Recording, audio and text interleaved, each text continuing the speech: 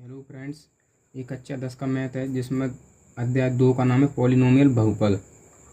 जिसमें अपन सबसे स्टार्ट करेंगे बहुपद की घात से। डिग्री ऑफ पॉलिनोमियल बहुपद की घात। बहुपद की घात किसे कहते हैं? चर x के बहुपद px में। बहुपद को जनरली अपन px से मतलब प्रदर्शित करते हैं। में x की सबसे बड़ी घात बहुपद की घात कहलाती है। मतलब कोई बहुपद है, मान लो 2x² - 2x - 8 में जो x की चर x की सबसे बड़ी घात होती है उसको अपन क्या बोलते हैं? बहुपद की घात। जैसे एग्जाम्पल के लिए x² - 2x - 8 में x की सबसे बड़ी घात 2 है, इसलिए बहुपद की घात कितनी हो जाएगी? 2 हो जाएगी। इसमें अपन 1 को क्यों नहीं मानेंगे? x की पावर 1 को क्यों नहीं मानेंगे घात? क्योंकि सबसे बड़ी जो हाईएस्ट पावर है उसको ही मानते हैं अपन बहुपद की घात। ठीक है। अब चर क्या होता है? चर वेरिएबल्स क्या होता है? चर वेरिएबल्स क्या होता है? ऐसा मान जो चर वेरिएबल, ऐसा मान जो प्रश्न में दी गई शर्तों पर निर्भर करता है। मतलब प्रश्न की शर्तों के अनुसार बदलता रहता है। वेरिएबल ऐसा मान जो प्रश्न में दी गई शर्तों पर निर्भर करता है और प्रश्न की शर्तों के अनुसार बदलता रहता है, चर कहलाते हैं। इन्हें सामान्यतः अंग्रेजी के छोटे अक्षर small letter ABC, XYZ, PQ, R, ST, UV कुछ भी मतलब ऐसे इनसे प्रदर्शित करते हैं, आदि से इन्हें निरूपित या प्रदर्शित करते हैं। मतलब चर किसे कहते हैं? ऐसा मान जो प्रश्न में दी गई शर्तों पर निर्भर करता है, प्रश्न के अनुसार, प्रश्न की डिमांड के अनुसार उनकी मान बदलते रहते हैं, उसको क्या बोलेंगे? अपन चर बोलेंगे। ठीक है। इन्हें कैसे प्रदर्शित करते हैं? अंग्रेजी के छोटे अक्षर small letter ABC, XYZ, PQR आदि से निरूपित करते हैं। अक्षर कॉन्स्टेंट किसे बोलेंगे? जो फिक्स है, स्थिर है, जिसका मान प्रश्न में, ऐसा मान जो प्रश्न में दी गई शर्तों के अनुसार बदलता नहीं है, अचर कहलाता है। अचर किसे कहेंगे?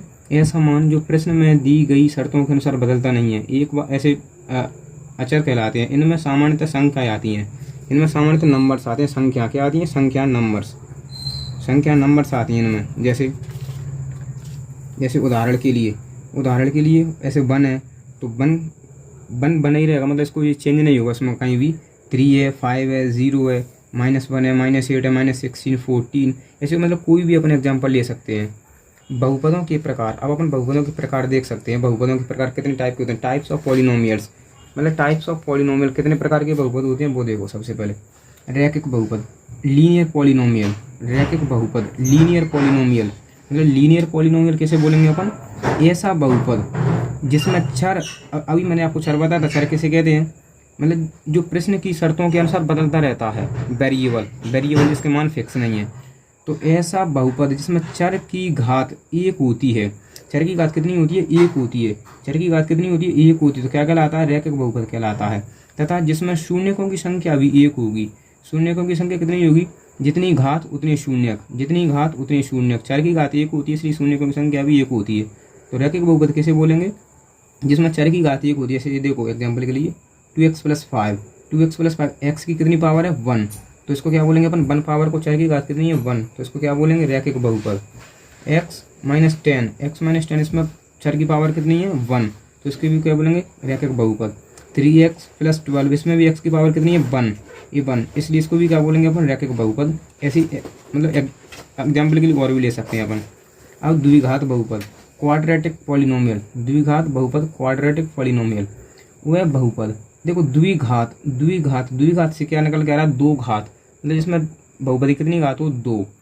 तो वह बहुपद जिसमें चर की घात 2 होती है द्विघात बहुपद कहलाता है। मतलब चर की घात कितनी होती है? 2 होती है, जैसे नाम से स्पष्ट हो रहा है, द्विघात। तथा जिसमें शून्यकों की संख्या भी 2 होगी, अर्थात जितनी घात होगी उतने ही शून्यक होंगे। जितनी घात होगी उतने ही शून्यक होंगे। एग्जाम्पल के लिए x² - 2x - 8, तो इसमें हाईएस्ट पावर कितनी है? 2, तो चर इसको क्या बोलेंगे? द्विघात बहुपद, मतलब घात 2 का बहुपद है ये। x², इसको भी अपन द्विघात बहुपद बोलेंगे। x² - 25, इसको मतलब इसमें भी देखो कितनी घात है? 2, इसको भी कितने बोलेंगे? द्विघात बहुपद आदि। द्विघात बहुपद का व्यापक रूप, मतलब general form of quadratic polynomial. द्विघात बहुपद का व्यापक रूप, general form of quadratic polynomial क्या होता है इसका? x² + bx + c, जहाँ क्या होता है? ABC रियल नंबर, वास्तविक संख्या होती है अपनी। ABC रियल नंबर मतलब वास्तविक संख्या। a की जगह 1 हो सकता है, 2 हो सकता है, b की जगह भी 0, 1 कुछ भी हो सकता है, नंबर्स हो सकते हैं।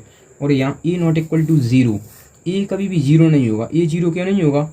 ए जीरो इसलिए नहीं होगा, तो मान लो अपन इसमें अभी ए को जीरो लेते हैं, जैसे a x square plus b x plus C.